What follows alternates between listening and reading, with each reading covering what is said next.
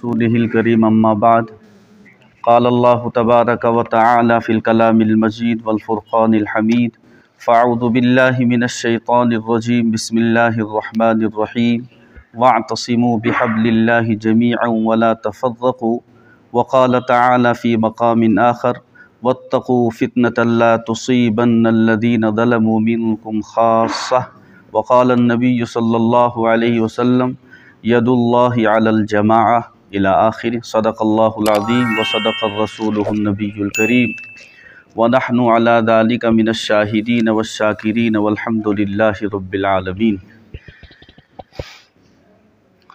मोहतरम भाइयों, बुज़ुर्गों और दोस्तों, अल्लाह रब्बुल इज़्ज़त का हम सब पर एहसान और फ़ज़ल है कि अल्लाह ताला ने मुझे और आपको ईमान की दौलत से मालामाल फरमाया, और मज़ीद करम ये है कि अल्लाह ताला ने मुझे और आपको एक अहम फ़िक्र के लिए जमा होने की तौफ़ीक़ नसीब फरमाई। बड़ी खुशी और मसर्रत का मकाम है कि आज मैं और आप, एक देरीना मसला था इलाक़े का, कई सालों से एक सोच थी हमारे उलमा की, सुलहा की और इलाक़े के हमारे बहुत सारे साथियों की, एक फ़िक्र भी थी, सोच भी थी, चाहते भी थे कि काश कोई दिन ऐसा आ जाए कि जिस दिन उलमा और आवाम एक जगह जमा हो के उन सब की फ़िक्रें एक नहज पर आ जाएं।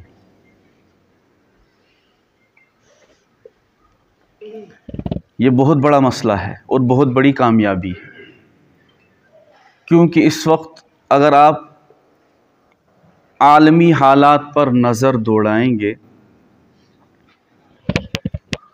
तो जहाँ इस्लाम और अहले इस्लाम के ख़िलाफ़ बहुत सारे तरीक़ों पर काम हो रहा है, उनमें से एक कारगर तरीक़ा ये है कि उलमा और आवाम के दरमियान दूरियां पैदा कर दी जाएं। एक कारगर हथियार ये है, और इस मसले के लिए मुख्तलिफ़ सतहों पर काम होती है कि भाई किस तरह से उलमा और आवाम को आपस में काट दिया जाए। जब उलमा और आवाम का आपसी रब्त और ताल्लुक़ ख़त्म होगा तो उस वक्त आवाम बेलगाम जानवर की तरह रहेगा, कटी हुई पतंग की तरह। जब उसका धागा कट जाता है तो जब बेलगाम कोई जानवर होगा ना, कोई रोक टोक करने वाला नहीं होगा, तो वो नहीं देखेगा कि ये मेरी है या हमसाए की या किसकी सुगाड़ है, वो जहाँ चाहेगा वहाँ मुँह मारेगा। ऐसे ही पतंग के पीछे जब धागा कट जाता है तो फिर वो काबू में रहता। ये एक आलमी एक कोशिश है कि उलमा और आवाम के दरमियान कैसे दूरियां पैदा कर दी जाए। उसके लिए ज़राए अबलाग की मुख्तलिफ़ चीज़ें लगी हुई, टीवी है, अब तो सोशल मीडिया है, ये सारी सिस्टम आप देखा होगा कि भाई अजीब तरह के लोग टीवियों पर बैठ के, सोशल मीडिया पर बैठ के दीन बता रहे, और उसके असरात ये मुरतब हो रहे हैं कि हमारी आवाम उलमा से समझती है कि हम बेनियाज हो गए। क्या हो गए? और उसके मुताबिक चल रहे, और उसके नतीजा क्या हो रहा है कि दिन ब दिन मुआशरे के अंदर फितने नए नए उभर रहे। तो खैर ये दूसरी बात चली गई। तो अल्लाह का बहुत बड़ा फजल और एहसान हुआ कि अल्लाह ताला ने मुझे और आपको एक जगह जमा फरमाया। अल्लाह करे ये इत्तिहाद, ये मोहब्बत हमेशा के लिए कायम और दायम हो, और यह हमारा जुड़ना इस पूरे आलम के लिए उमूमन और इस इलाके के लिए खुसूसन हिदायत का ज़रिया और दीनदारी का ज़रिया बन जाए। मोहतरम भाइयों, बुज़ुर्गों और दोस्तों, मुझे इस वक्त बयान आपके सामने नहीं करना है, मुझे सिर्फ ये आपको समझाना है कि भाई ये जो हम यहाँ जुड़े हैं, ये अंजुमन के नाम से हमने जो एक तंजीम बनाई, इसकी ज़रूरियात क्या थी। आज हम मुआशरे में देख रहे हैं اب ہر گاؤں سے ہم اب چل کے آئے، میں اور آپ، وہاں کی دینی اعتبار سے کیا کیا خرابیاں ہیں۔ ہم بار بار چاہے جمعہ کے موقع ہوں یا جلسوں کے موقع ہیں، بار بار یہ صدا اور آواز لگا رہے ہیں کہ بھائی معاشرے کے بڑے لوگ، اثر و رسوخ والے لوگ اپنی گاؤں پر نظریں رکھو۔ ہماری گاؤں اور دیہاتوں میں بجلی نہ ہو تو سارے مل جل کے اس کی کوشش کرتے ہیں، روڈ نہ ہو، پانی نہ ہو، دیگر دنیاوی ضروریات کا فقدان ہو تو معاشرے کے بڑے بڑے لوگ فکر مند ہو کے جڑ جاتے ہیں، اسکول نہ ہو یا دوسری چیزیں، سارے مل کے فکریں کرتے ہیں اور کوششیں کرنے کے بعد وہ سارے کام کرواتے ہیں۔ لیکن ایک چیز رہ جاتی ہے جس کے لیے فکریں مجتمع اور جمع نہیں ہوتی ہے، اور وہ دینی انحطاط اور دینی زوال ہے کہ بھائی گاؤں کے اندر مکتب نہیں ہے، گاؤں کی مسجدیں نمازیوں سے محروم ہیں، گاؤں کی مستورات کے اندر دین نہیں ہے، گاؤں کا نوجوان دین سے دور ہے، گاؤں کا نوجوان نبی پاک صلی اللہ علیہ وسلم کی پیاری تعلیمات سے دور ہے۔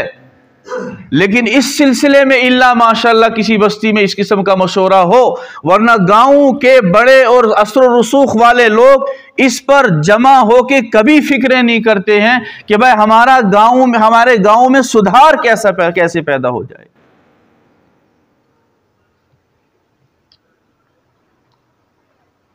میرے بھائیو، بزرگوں اور دوستو، عش مطمئن پن یہ جائے، لیکن یہ اطمینان کرو ختم۔ میری مسجدوں میں نماز پڑھنے سے مجھے جنت کی سرٹیفکیٹ نہیں ملے گی، میرے خود کا اپنی ذات کی صرف اصلاح پر انحصار کرنا یہ میری مغفرت کے لیے کافی نہیں ہے۔ میرے بھائیو، بزرگوں اور دوستو، معاشرہ تباہی کی دہانوں کی طرف جا رہا ہے، بے حیائی گمز عام معاشرس منز، عریانیت فحاشی گمز عام، سون چھوٹے سے طبقہ لے کے بڑھاپے تک کا طبقہ سارا کا سارا دین سے ہٹا ہوا ہے۔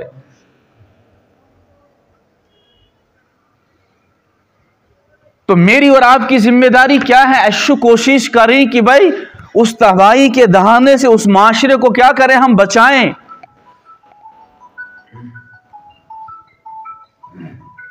بغیر کسی اختلاف کے، بغیر کسی جھگڑے کے، بغیر کسی تضاد کے،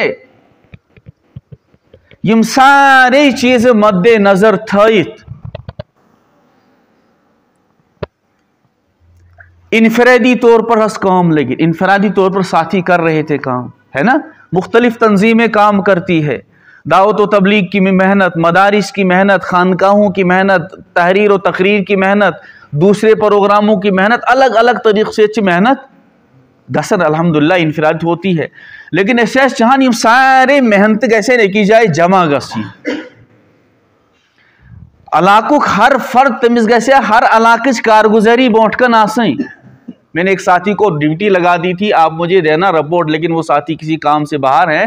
میں نے اس کو کہا تھا آپ پوری تحصیل کہرا کی ساری مسجدوں کی لسٹ بنا دو، اور اس مسجد سے منسلک کتنے افراد بالغ ہیں، مستورات اور مرد، اور ہر مسجد کے ساتھ کتنے بچے ہیں جو مکتب میں جا سکتے ہیں، اور پھر مکتب میں کتنے جاتے ہیں، مکتب سے کتنے دور ہیں۔ میں نے اس کو کہا تھا، لیکن وہ کسی اہم کام پر باہر چلا گیا، اس کو میں نے لگا دی۔ میں نے کہا آج کے اجلاس میں یہ ساری کارگزاری ہم لوگوں کو بتائیں۔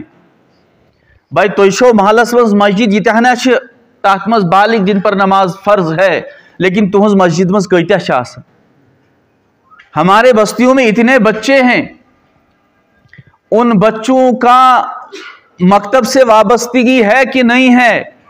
اچھا یم بستی نش نبر پڑھن چھ بچہ سے، ان کی وہاں دینی تعلیم و تربیت کی فکر ہے کہ نہیں ہے؟ یہ سارے مسائل ہمارے علاقے کے۔